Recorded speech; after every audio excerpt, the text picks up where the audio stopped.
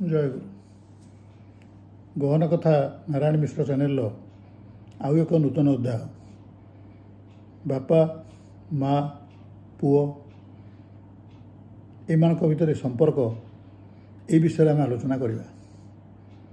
ये संपर्क केमिति बढ़े, क्या सहित किभली संपर्क केते दूर पर्यंत जाइपारे एवं से संपर्कर अंतिम फलाफल कौन ए विषय आम आलोचना करवा।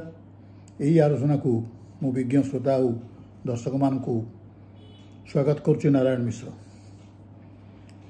माँ बापा कथा आग भावु जो पिलाटे जन्म है ताप माँ सब अधिकांश काम करे, जदिओ पैसा पत्र जहाँ दरकार बाप माँ दिखती किंतु माँ से सब कम तार परिस्रा करवा, झाड़ा जावा, से शुआइवा, उठेला साष्टांग करवा, ड्रेस पत्र पिंधेवा 4-5 वर्ष पर्यंत बहुत काम माँ करे जोटा अन्य कहीं करें ना। सेतेबेले बापा रोल विषय बापा भूमिका कौन पिलाटी किसी जाने नहीं।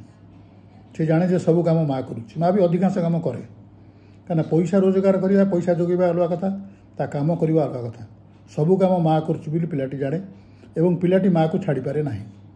तो 5 वर्ष ऊर्ध होकर 15 वर्ष पर्यंत जो स्कूल को से जाए सेते भी माँ भूमिका थाए, से खुई बुईक छाड़े, केमती भल पिंधिब कौन कर जोगाए किंतु बापा जोगुव पैसा पत्र देखिए सब कर जोगुव कि भल ड्रेस पिंधिब, यूनिफॉर्म कौटू आसब, टंका कौटू जोगाड़ हम, सी परीक्षा फीस केमी दब, सी आडमिशन कौटी हम, कौ कॉलेज आडमिशन कले कौ स्कूल आडमिशन कले भल पढ़, ये सब चिंता बापांकर।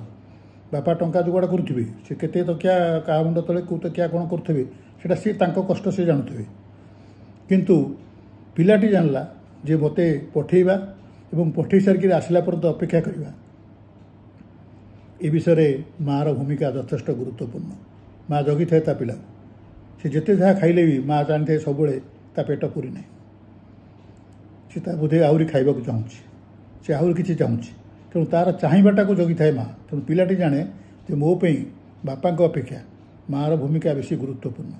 पिला केबे सेतेबेले जानीपारे नहीं, जानी ना से जानीपारे ना जे बापा कौन कर बापा करती, बापा सबुजा काम करती, माँ को साहाय्य करती, बाहर केमी कौन पैसा आसो, कौटिकी जीव, आडमिशन केमी कर सांगे नियंती सब करती, किंतु पिला बेसी आटाच हो जाए माँ प्रति। यहाँ आस्ते आस्ते बढ़ी चले जितेबले पिलाटी बह जाए सेतेबले बहुटी चलैवा मार दायित्व संपूर्ण रूपे पड़े।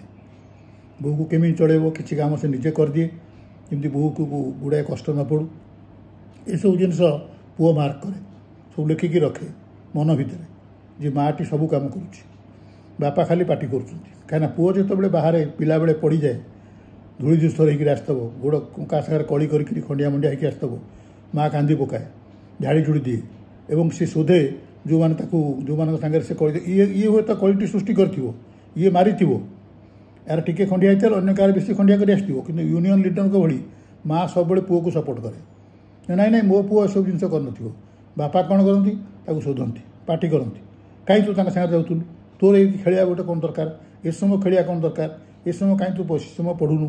तेणु बापा को से जानला ये गोटे डरर संस्था, ये खाली शोधा जानते पार्टी करवा जानते, पैसा कथा कहले बिगुड़ हाथ को तो खर्च माँ लुचेक दिए, माँ जो पकेट खर्च पिला को दब लुचेक दिए, बापा को जानते पाखर दिए, बापा जोटा दिखती हिसाब रखती, ये हिसाब रखाटी सकाशे पुअर बापा प्रति बेसी घृणा भाव आसी जाए।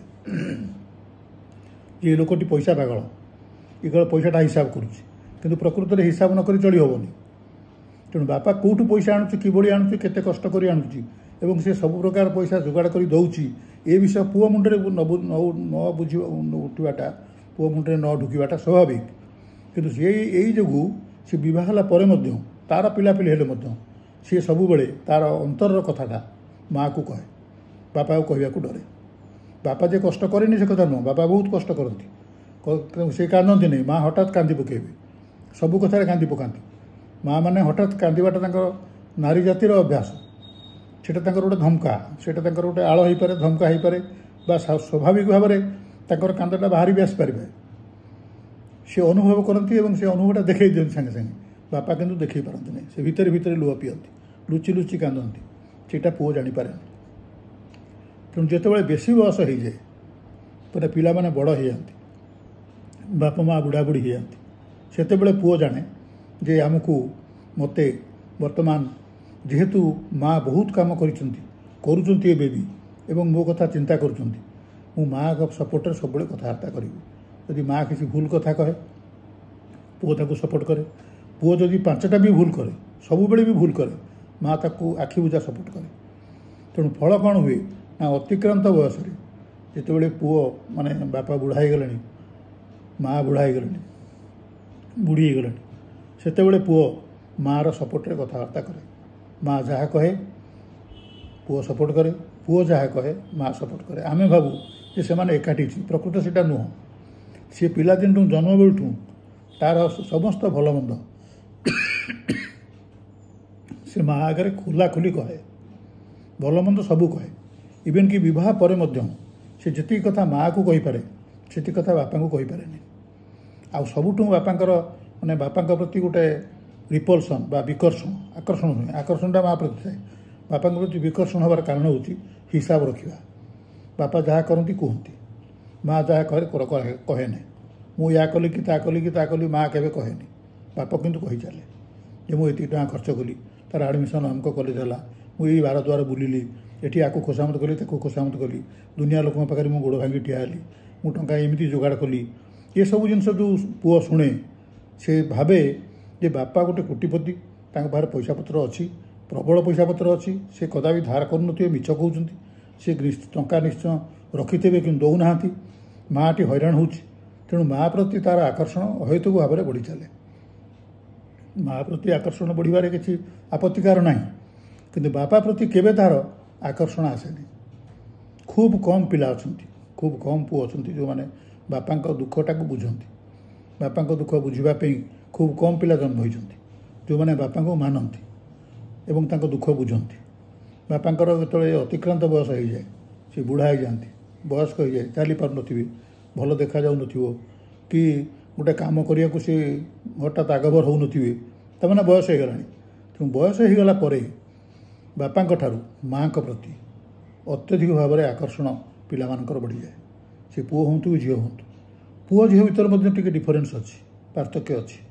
ଝିଅମାନେ ଯଦିଓ 20-25 ବର୍ଷ ଏଠି ରହି ଅନ୍ୟ ଘରକୁ ଯାଆନ୍ତି, ଦୁଃଖ କରନ୍ତି, ଏଠି ବାପା ମାଆଙ୍କୁ ଛାଡ଼ି ସେଠି ଯାଇକି ଅନ୍ୟ ଲୋକ ପୁଅର ବାପା ମାଆକୁ ବାପା ମାଆ ବୋଲି ଡାକନ୍ତି, ସେଠି ବି ଖଟନ୍ତି। ଏଠି ଖଟୁଥିଲେ, ଏଠି ପୁଅ ଅପେକ୍ଷା ଝିଅ, ଝିଅ ଅପେକ୍ଷା ପୁଅ ଅପେକ୍ଷା ଝିଅ ଅଧିକା ଖଟୁଥିଲେ, ସବୁ ବୋଲାକ ଝିଅ କରୁଥିଲା। ସେଠି ବି ଗଲେ ବୋହୂଟି ସବୁ କାମ କରେ, ସବୁଯାକ କାମ କରେ ଏବଂ ସେ ଅନ୍ୟ ଲୋକଙ୍କୁ ବାପା ମାଆ ଡାକେ। ଯେଉଁଠି 20 ବର୍ଷ 25 ବର୍ଷ ଚଳିଲା, ସେ ଘର ତା ଘର ହେଲାନି, ତା ଘର ସେଇଟା ହେଲା, ସେଇଠି ସିଏ ପୁଣି ଶାଶୁ ହୁଏ, ତେଣୁ ସେଇଟା ତା ଘର ହେଇଗଲା, ସେ ତା ଘର ଚଳାଏ। କିନ୍ତୁ ଗୋଟିଏ କଥା ନିଶ୍ଚିତ ଯେ ମଲା ପର୍ଯ୍ୟନ୍ତ, ପୁଅ ବିବାହ ହେଲା ପର୍ଯ୍ୟନ୍ତ ଏବଂ ଝିଅ ମଲା ପର୍ଯ୍ୟନ୍ତ ବାପା ମାଆଙ୍କୁ ମନେ ରଖେ। ଯେତେବେଳେ ବାପାଙ୍କର କି ମାଆଙ୍କର କିଛି ଅସୁବିଧା ହୁଏ, ଝିଅ ଖାଲି ଯେ ଏକୁଟିଆ ଆସେ ସେ କଥା ନୁହଁ, ସେ ଜୋଇଁକି ଜବରଦସ୍ତି ଘିନିକି ଆସିବ, ତା ପିଲା ଛୁଆଙ୍କୁ ଘିନିକି ଆସିବ, ଚାଲ ଟିକେ ଅଜା ଆଈକି ଦେଖିଦେଇକି ଆସିବ, ଘିନିକି ଆସିବ ଜବରଦସ୍ତି। କିନ୍ତୁ ଯେତେବେଳେ ପୁଅ ବଡ଼ ହୋଇଯାଏ, ବିବାହ ହେଇଯାଏ, ସେ ତା ସଂସାର କଥା ସବୁବେଳେ ଭାବେ। ସେ ଯେ ଭାବେନି ବାପା ମାଆଙ୍କ କଥା, ସେ କଥା ନୁହଁ। ସେ ଯେ ବାପା ମାଆଙ୍କର ଭଲ ମନ୍ଦ ବୁଝେନି, ଡାକ୍ତରଖାନା ନିଏନି, ପଇସା ଖର୍ଚ୍ଚ କରେନି, ସେ କଥା ନୁହଁ। କିନ୍ତୁ ଝିଅଟି ମଲା ପର୍ଯ୍ୟନ୍ତ ଯେତେ ଭଲ ଶାଶୁ ଶ୍ୱଶୁର ହେଇଥାନ୍ତୁ, ଯେତେ ଭଲ ସ୍ୱାମୀ ହେଇଥାନ୍ତୁ, ଯେଭଳି ସେ ଘରେ ଚଳୁଥାଉ, ସେ ବାପା ମାଆଙ୍କୁ କେବେ ଭୁଲିପାରେ ନାହିଁ। କିନ୍ତୁ ପୁଅଟି ଘରେ ଅଛି, ସେ ଘରେ ରହେ। ଏବେ ଯେଉଁ ସରକାର ନିୟମ କରିଛନ୍ତି ଯେ ଜମି ବାଡ଼ି ହେନ୍ ଟେନ୍ ଯାହା ସବୁ ବାପା ମାଆଙ୍କର ଥିବ, ସେଥିରୁ ପୁଅ ଯେତିକି ଭାଗ ପାଇବ, ଝିଅ ସେତିକି ଭାଗ ପାଇବ, ସେଇଟା ଭୁଲ, ସମ୍ପୂର୍ଣ୍ଣ ଭୁଲ। କାହିଁକିନା ପୁଅ ବାପା ମାଆଙ୍କର ବଞ୍ଚିଥିବା ପର୍ଯ୍ୟନ୍ତ ସେବା କରୁ ନ କରୁ, ବୋଲା କହି ଖାଲି କରୁ, କାମ କରିଚାଲିଛି, ଭଲ ମନ୍ଦ ଜାଣୁଛି, ବାପାଙ୍କର କ'ଣ ଅସୁବିଧା ହେଉଛି, କ'ଣ ମାଆଙ୍କର ଅସୁବିଧା ହେଉଛି, ସେ କଥା ପୁଅ କରିଚାଲିଛି। ଯେତିକି ପାରୁଛି ସେ କରୁଛି। ହୁଏତ ସମସ୍ତେ ସବୁ କାମ ନ କରିପାରନ୍ତି, କିନ୍ତୁ କରୁଛି। ଝିଅ ତ ଜାଣିପାରିଲା ନାହିଁ। ଅତିଶୟ ସିରିୟସ୍ ଅବସ୍ଥା ହେଲେ ଝିଅ ପାଖକୁ ଖବର ଗଲେ ସେ ଆସିବ, ନିଶ୍ଚିତ ଆସିବ। ପୁଅ ଯଦି ବାହାରେ ଥିବ, ତା ପାଖକୁ ଖବର ଯିବ ବାପାଙ୍କ ଦେହ ଖରାପ, ବୋଉ କହିବ ତାର ପିଲାର ପରୀକ୍ଷା ଅଛି, ତୁମେ କେମିତି ଯିବ, ତୁମେ କାହିଁ ଯିବ, ତୁମେ କ'ଣ ଡାକ୍ତର, ତୁମେ ଟଙ୍କା ପଠାଇଦେଲେ ଚଳିଯିବ। ଏଇସବୁ ଜିନିଷ ଯେତେବେଳେ ବୋହୂ ଆଡ଼ଭାଇସ୍ କରେ, ସେତେବେଳେ ପୁଅ ବେଳେବେଳେ ବୋହୂର ଆଡ଼ଭାଇସ୍କୁ ଇଚ୍ଛା ନଥିଲେ ମଧ୍ୟ ବାଧ୍ୟ ହୋଇକି ଶୁଣେ। କିନ୍ତୁ ଝିଅ ଶୁଣିବ ନାହିଁ, ଝିଅ କେବେ ଶୁଣିବ ନାହିଁ। ଜ୍ୱାଇଁ ଯଦି ମନା କରିବେ, ସେ କହିବ ନା ତାହେଲେ ମୁଁ ଏକୁଟିଆ ଯିବି, ତୁମେ ମୋ ସାଙ୍ଗରେ ଆସ କି ନ ଆସ, ମୋର ଯିବାଟା ଥ, ବାପା ବେମାର ପଡ଼ିଛନ୍ତି ବା ମା ବେମାର ପଡ଼ିଛନ୍ତି ମାନେ ମୁଁ ନିଶ୍ଚୟ ଯିବି। ତେଣୁ ଏସବୁ ହେଉଛି ପୁଅ ଝିଅ ଭିତରେ ପାର୍ଥକ୍ୟ। ସେ ବିଷୟରେ ଆମେ ଅନ୍ୟ ଅଧ୍ୟାୟରେ ଆଲୋଚନା କରିବା। ବର୍ତ୍ତମାନ ପାଇଁ ଏତିକି ଯେ ଯେତେବେଳେ ଅତିକ୍ରାନ୍ତ ବୟସ ହୋଇଯାଏ ସେତେବେଳେ ବାପା ଏକୁଟିଆ ହୋଇଯାଆନ୍ତି। କାହିଁକିନା ପୁଅ ମାଆକୁ ଏବଂ ମା ପୁଅକୁ ସମସ୍ତ କଥାରେ ଅନ୍ଧ ଭାବେ ସମର୍ଥନ କରିଚାଲନ୍ତି। ବାପାଙ୍କର ଯାହା ଦୋଷ ଗୁଣ ଥିବ ସେସବୁ ସମାଲୋଚନା ହୁଏ, ବାରମ୍ବାର ଆଲୋଚନା ହୁଏ। ମାଆକୁ ଯେ କହନ୍ତି ନାହିଁ ପୁଅମାନେ ସେ କଥା ନୁହଁ, ମାଆକୁ କହନ୍ତି, କିନ୍ତୁ କହିଲେ ବି ଯେତେବେଳେ କମନ୍ ଇସ୍ୟୁ ସାଧାରଣ ବିଷୟ ଆଲୋଚନା ହୁଏ ଦୋଷତିକ ସବୁ ବାପାଙ୍କର ହୁଏ। ବାପାଙ୍କୁ ପ୍ରଶଂସା କରିବା, ବାପାଙ୍କୁ କାମରେ ସାହାଯ୍ୟ କରିବା, ବାପାଙ୍କ କଥା ଭାବିବା, ଏଇ ବିଷୟ ଯେତିକି ପିଲାଙ୍କ ମୁଣ୍ଡରେ ଢୁକେ ସେ ପିଲାମାନଙ୍କର ଭବିଷ୍ୟତ ବିଷୟରେ ଭଗବାନ ନିର୍ଣ୍ଣୟ ନିଅନ୍ତି ଏବଂ ସେମାନେ ଭଲରେ ଚଳନ୍ତି। ଖାଲି ବାପା ନୁହେଁ, ବାପା ମାଆଙ୍କ କଥା। ତେଣୁ ଯେଉଁ ପିଲାମାନେ ବାପା ମାଆଙ୍କୁ ମୁଁ ଆଗରୁ ବି ଅନେକ ଅଧ୍ୟାୟରେ କହିଛି ଯେ ଯେଉଁ ପିଲାମାନେ ବାପା ମାଆଙ୍କୁ ଭଗବାନଙ୍କ ଭଳି ମାନନ୍ତି, ପଚାରିକିରି ସବୁ କାମ କରନ୍ତି, ନ କରିପାରନ୍ତି ପଚାରି ଦେବା ତ କିଛି କ୍ଷତି ନାହିଁ। କେଉଁଠିକି ଯାଉଛ, କ'ଣ ପାଇଁ ଯାଉଛ, ଏଇଟା କରିବା ଉଚିତ କି ନୁହଁ, ବାପା କହିଦେବେ, ତୁମେ ନ ମାନିପାର। କିନ୍ତୁ ନ ପଚାରିବାଟା ସମ୍ପୂର୍ଣ୍ଣ ଭୁଲ। ଆଉ ସବୁଠୁ ବଡ଼ ଭୁଲ ହେଉଛି ଅବମାନନା କରିବା। ତେଣୁ ଅବମାନନା ବାପା ଯେତେବେଳେ ବାପାଙ୍କୁ ଯେତେବେଳେ ଅବମାନିତ କରାଯାଏ ସେତେବେଳେ ଖୁବ୍ କମ୍ ମା' ଅଛନ୍ତି ଯେଉଁମାନେ ପୁଅକୁ ତା ଦୋଷ ବିଷୟରେ ଠିକ୍ ଦେଖାଇ ଦିଅନ୍ତି।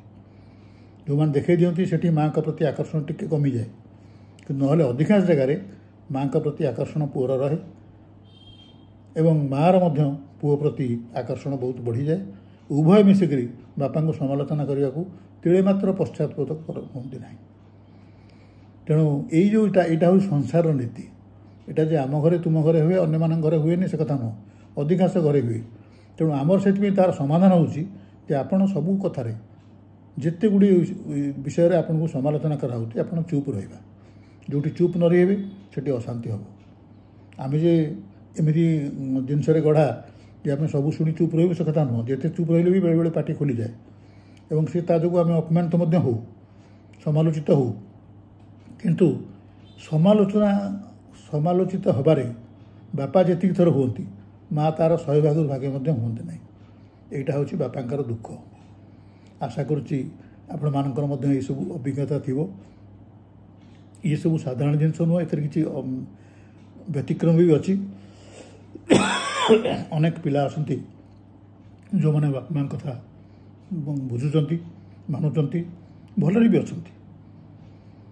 ଭଲରେ ରହିବା ପାଇଁ ଯେ କେବଳ ବାପା ମାଆ କଥା ମାନିବା ଆଉ କିଛି କଥା ସେ କଥା ନୁହଁ, କିନ୍ତୁ ଏଇଟା ଗୋଟେ ପ୍ରଧାନ କାରଣ।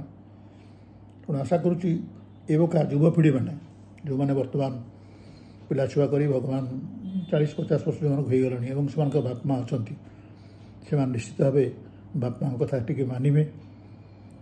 ମାନନ୍ତୁ ନ ମାନନ୍ତୁ ଅବମାନନା କରିବେନି, ସମାଲୋଚନା କରିବେନି, ମୁହଁ ଉପରେ ବାଧିଲା ଭଳିଆ କଥା କହିବେନି। କାହିଁକିନା ବାପାଙ୍କ ଆଖିରୁ ସହଜେ ଲୁହ ଝରେନି, ମାଆଙ୍କ ଆଖିରୁ ହଠାତ୍ ଝରି ପଡ଼େ। ମୁଁ କହିଛି ସେଇଟା ଆଉ ଥରେ ବି କହୁଛି, କେବେ ଚେଷ୍ଟା କରିବେନି ବାପାଙ୍କ ଆଖିରେ ଲୁହ ଦେଖିବାକୁ।